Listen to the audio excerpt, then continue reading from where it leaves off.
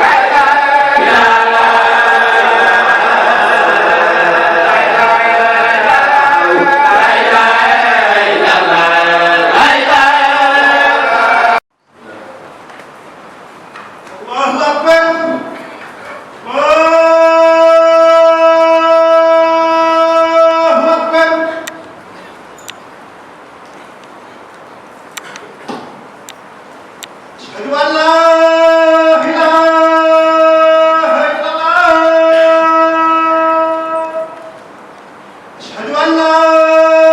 إله إلا الله أشهد أن محمدا رسول الله أشهد أن محمدا رسول الله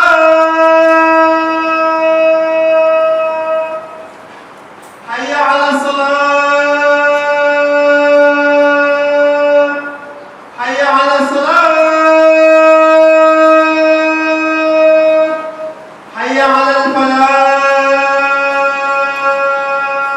حي على الفلاح حي على الفلاح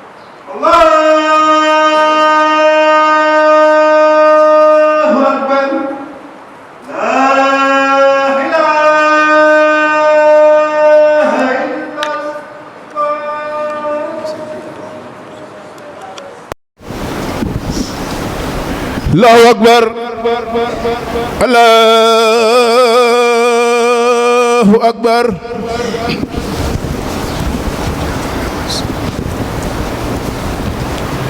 أشهد أن لا إله إلا الله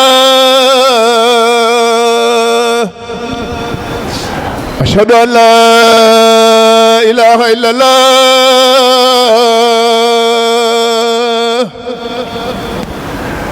أشهد أن محمد رسول الله أشهد أن محمد رسول الله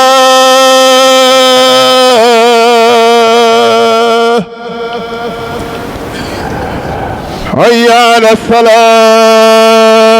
الصلاة حي على الصلاة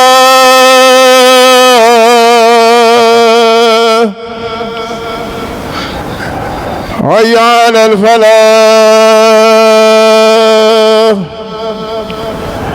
حي على الفلاح الله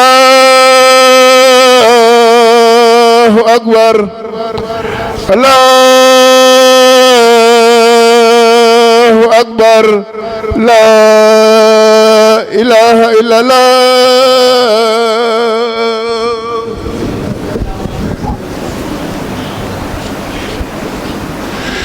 الله أكبر الله أكبر أشهد أن لا إله إلا الله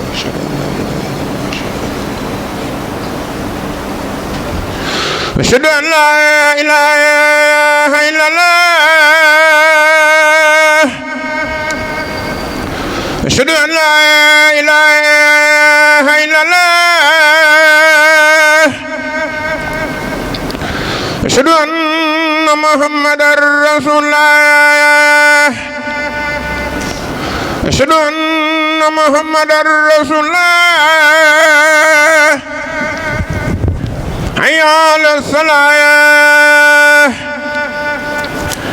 حي على الصلاة حي على الفلاح حي على الفلاح الله أكبر الله أكبر لا إله إلا الله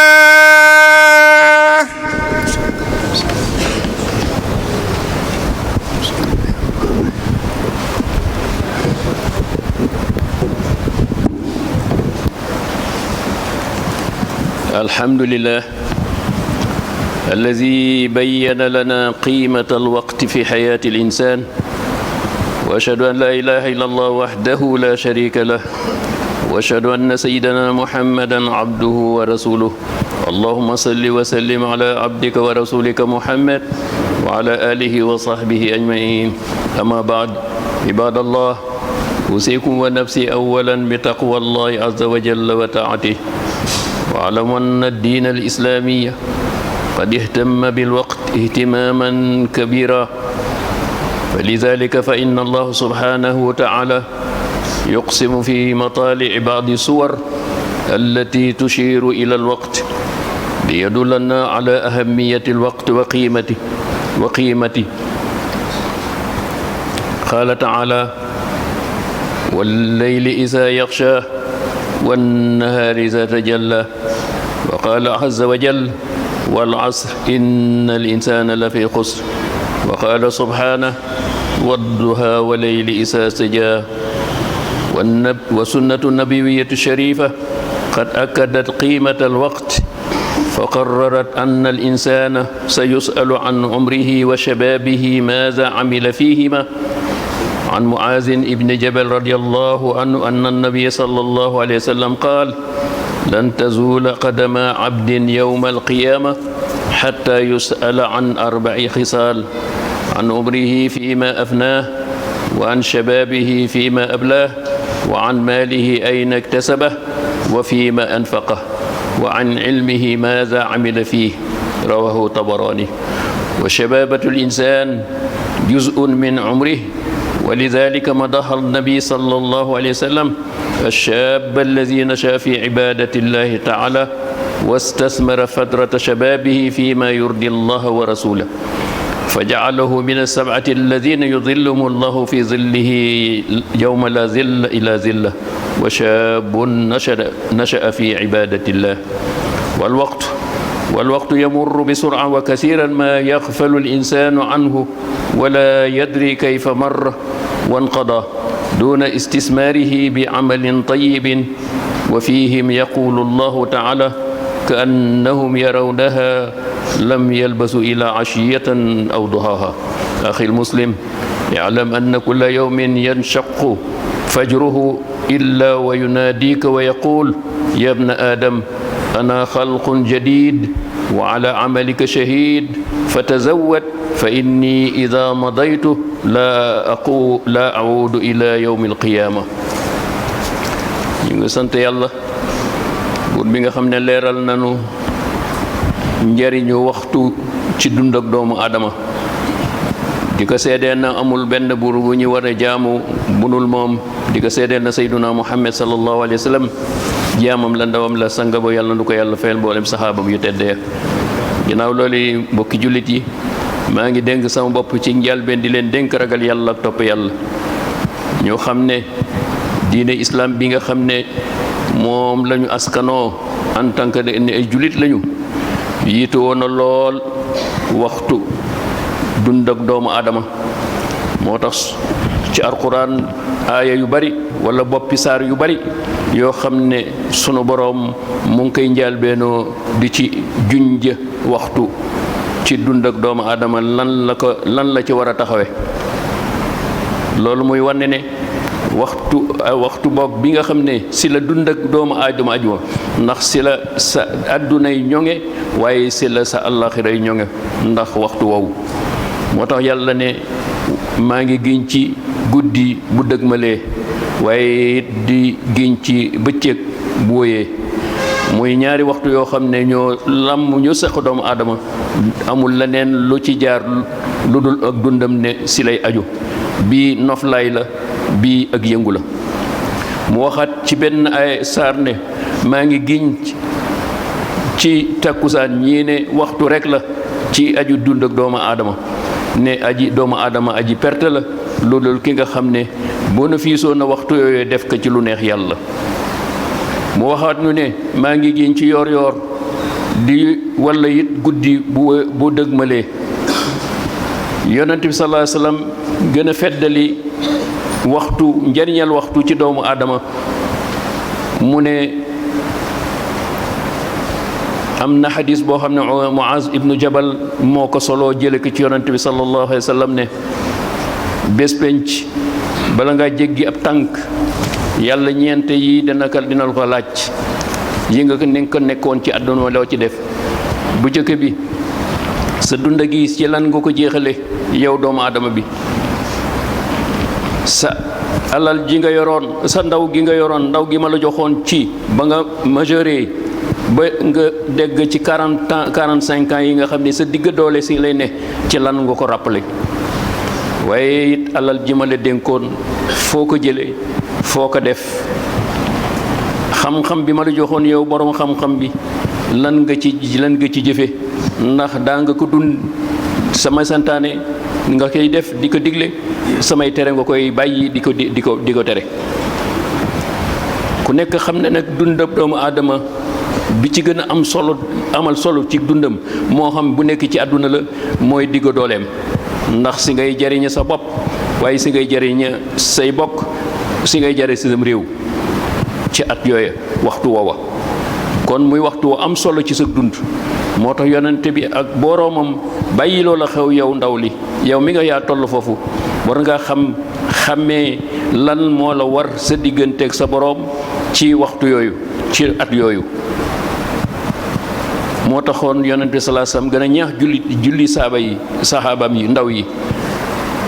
ne am na ci ndaw yoo xam ne bu ëllëgee yàlla dana leen boole ca ñamuy keral ci kippaaram ga juróom-ñaar benn bokk na ci ndaw loo xam ne dafa jóg rek soobu ci góorgóorlu ci digganteem ak boroomam. te xam ku nekk xam ne na ndaw loo xam ne góorgóorlu ci diggante ak boroomam kana ko kazalika noonu lay góorgóorlu ci diggante wàllu addunaam ci li ko war lépp mu def ko. kon waxtu doomu aadama war na cee bàyyi xel, ndax ku nekk xam ne buy dem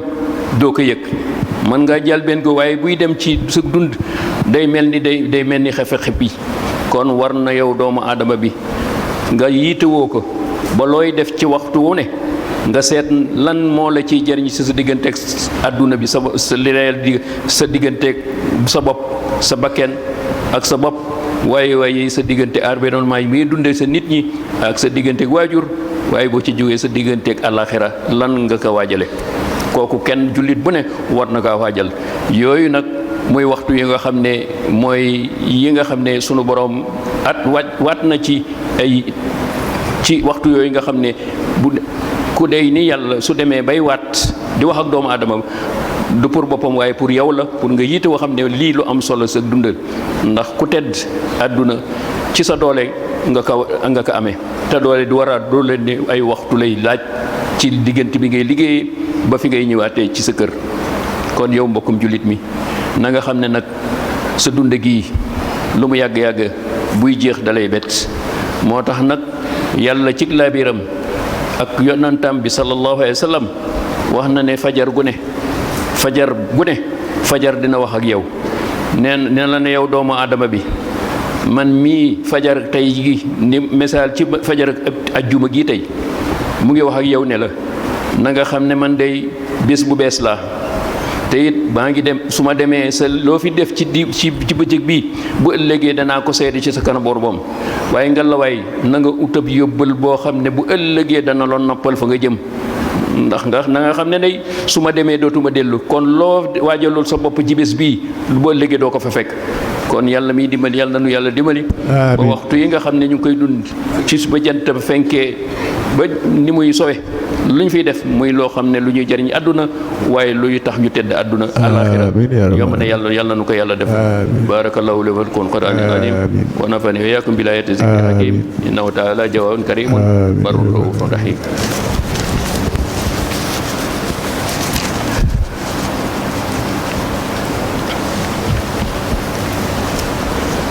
الحمد لله الذي خصص بعض الأوقات بفضائل كثيرة، وأشهد أن لا إله إلا الله وحده لا شريك له، وأشهد أن سيدنا محمدا عبده ورسوله. اللهم صل وسلم على عبدك ورسولك محمد وعلى آله وصحبه أجمعين. أيها المسلمون، إن الله تعالى أظهر فضائل كثيرة في بعض الأوقات ليحثنا على مضاعفة الجهود والاجتهاد فيها. ومن هذه الأوقات شهر رمضان الذي جعل الله فيه ليلة خير من 1000 شهر، وأيام 10 من ذي الحجة التي فيها يوم عرفة الذي قال النبي صلى الله عليه وسلم في حقه: صيام عرفة إني أحتسب على الله أن يكفر السنة التي قبله والسنة التي بعده. ومن هذه الأوقات يوم عاشوراء، وقال النبي صلى الله عليه وسلم في حقه: صيام عاشوراء إني أحتسب على الله أن يكفر السنة التي قبله. ويوم الجمعة سيد الأيام. عن أبي هريرة رضي الله عنه أن النبي صلى الله عليه وسلم قال: يوم الجمعة، ذكر يوم الجمعة فقال: فيه ساعة لا يوافقها عبد مسلم وهو قائم يصلي يسأل الله شيئا إلا أعطاه إياه. ومنها ساعة الأخيرة من الليل. قال النبي صلى الله عليه وسلم: ينزل الله تعالى إلى السماء الدنيا كل ليلة حين يمضي ثلث الليل الأول فيقول: أنا الملك، من ذا الذي يدعوني فأستجيب له، من ذا الذي يسألني فأعطيه، من ذا الذي يستغفرني فأغفر له، فلا يزال كذا حتى يضيء الفجر. أيها التلاميذ والتلميذات، أيها الطلبة والطالبات، اهتموا بالعلم وأعطوها حقه، ولا تخلطوه إلا بالعبادة، لأن بهما تقدمون لبلدكم العمل الصالح المثمر ثمرة طيبة تؤتي أكلها كل حين بإذن الله. ñu ngi sant yàlla mi nga xam ne jagleel na lenn ci ay waxtu def ci ay ngëneel yu bare amul kenn ku ñu war a jaamu di ko seedeel na Seyduna Muhammad sallallahu alayhi wa sallam jaamam la ndawam la sanga bu yàlla nu ko yàlla fayal mboolem saxaabam yi. yéen mbokki jullit ñi, yàlla day ci mbaaxam fësal na feeñal ay ngëneel yu bare bari ci lenn ci ay waxtu ngir mu ñaax nu ne doomu aadama bi loolu ma ci def ci waxtu yooyu pour yow la, war ngaa gën a góorgóorlu diful say effort, diful say taxawaay pour rek mën a tonawoo ca waxtu yooyu lu lay jëriñ àdduna waaye lu lay jëriñ àllaaxira. bokkan ci waxtu yooyu bis waxtu yi ñu toll tey ci weeru koor wi nga xam ne yàlla dëxëñ na ci benn guddi rek ne moo gën junniy weer, waaye mu jonjaaj ñu ne it fukki fan yi Tabaski ya nga xam ne bésab Arafat nga ca, bi nga xam ne yonent sal wax na ne bésab Arafat ku ko woor nee na yaakaar na ne ku ko woor ba jant so nga dog yàlla dana la faral bakkaari at ma ko jiitu ak bakkaari at ma ca ba ca topp. waaye bokk na ci it fukki fan yi Ashura tam xarit yonent sallallahu alayhi wasallam wax ne it ku ko woor bésab Ashura nee na yaakaar na ci yàlla it mu faral la bakkaar at ma ko jiitu. waxat nu it am na yi jagleel ci yenn waxtu yu kat muy niki ajjuma nekki bés bi it waxtu wi tey mu ne ajjuma day ci boppam yonent bi sallallahu alayhi wasallam nee na ba mu ko tuddee saxaaba bi tedd bi ko sorom te mooy Abu Hurayra mu ne day bépp am na waxtu woo xam ne ci ajjuma ku mu fekk ngay julli loo ñaan yàlla sunu borom dana la ko jox ca waxtu woowa. mu waxaat ne it am na ay waxtu yoo xam ne ci guddi ba jant bi laata fenk ba fajar laata xar nga ji ci dëgg ma muy sulus bu mujj bi nga jóg ci di ci jaamu yàlla, ndax nee na foofa sunu boroom ci màggaayam dana wàcc ba ci asamaan yi bu mujj bi muy wax naan waay may buur bi nga xam ne képp ku ma ñaan danaa la wuyu, waaye ku ma laaj yi danaa ko jox lu mu ma laaj. ana kan mooy jéggalu ay bàkkaaram ma jéggal ko. nee na noonu lay saxoo di ko wax ba fajar xar. kon ku am buur bu mel nii mu jagleel la ngëneel yu mel nii, kon yow jaam bi na nga xam ne kon sa dund andiloo pour nga fo, waaye ay waxtu la ci teg, waxtu yooyu mu séddale ko, waxtu ne na nga seet la ca war ci digganteeg sa borom nga def ko, waaye la ca sa digganteeg sa bopp ak ay jaam yi wala sa réew nga def ko. su ko defee nga tonawu àdduna ak àlaxira. loolu nag yomb na ci ab jullit boo xam ne gis na ne war na ne xam ne ab jaam la, boor bi ko bind andi ko fii da ka fi ne pour mu liggéey, te li muy liggéey pour moom la, pour ëllëg pour moom la, donc dara yàlla ne ko ci. kon di nga góorgóorlu xam ne li mu la jox lu lay xettali la, waaye ci yërmandeem, waaye yi tax nga dund tedd àdduna tedd àlaxira. kon yéen ndaw ñi, rawate ndaw ñi yi nga xam ne yéen a ngi jàng, muy élèves yi ak étudiants yi, yéen la gën a mbir yi at waxtu yi nga xam ne islam mu koy ñaax, yéen la ci yéen a ko gën a war a yiitoo, ndax yéen a toll ci digg boobu waxtu woo xam ne àdduna da leen a soxla waaye àllaaxira soxla loon. ñaar ñi xëccoo nag boo amee fulla di nga jël li la ne li nga xam ne yàlla jox na la ci wàllu àdduna wi, waaye nga beral it jagleel goo xam ne pour àllaaxira ndax diggu doomu gi ndax yonent bi sallallahu alayhi wasallam nee na am na loo sa wàllu àdduna jox ci li la yàlla may jox la ko nga jël ko waaye nag ci waajal àllaaxira kon yéen jullit ndaw yooyu na ngeen gën a góorgóorlu di faj seeni waxtu ngeen koy dépenser ci loo xam ne lu leen di jariñ àdduna ak jariñ àllaaxira te bañ kaa fa di bàyyi ci am fo te yitewoo seen diine ak xam-xam ndax diine ak xam-xam mooy li nga xam ne moo leen di teral àdduna waaye moo leen tax ngeen mucc ak tedd alaxira yàlla mi dimbali nag yàlla na yàlla dimbali dimbali suñu ndaw yi ba ñu xam ne dund ak àdduna yàgg diir bi buy dem day gaaw torop ndax si weer wi rek war nañu ko gis nga bi ñu ko commencé ak léegi fii ak si kon war na ne waxtu yi day dem te waxtu yi luy dem day yóbbaale suñuy jëf te jëf yooyu moom dong moo nuy tere alaxira kon yàlla mi dimbali yàlla nu yàlla dimbali ba nu màng waxtu yi ci aw yiw boo xam ne nañu teral àdduna ak teral alaxira allahumma nasukal huda wa tuqa wal afafa allahumma nasuka mujibat rahmatik wa azai maghfiratik rabbi la tad'a lana zanban fi maqamina hadha illa ghafarta wala hamman illa farajta wala daynan illa qadayta wala maridan la shafayta wala hajatan min hawaij dunya laka fiha ridan wa lana fiha salam illa qadaytaha wa yassarta bi rahmatika ya arhamar rahimin ربنا اتنا في الدنيا حسنة وفي الآخرة حسنة وقنا عذاب النار عباد الله إن الله يأمر بالعدل والإحسان وإيتاء ذي القربى وينهى عن الفحشاء والمنكر يعظكم لعلكم تذكرون يغفر لكم ولسائر المسلمين والمسلمات بسم الله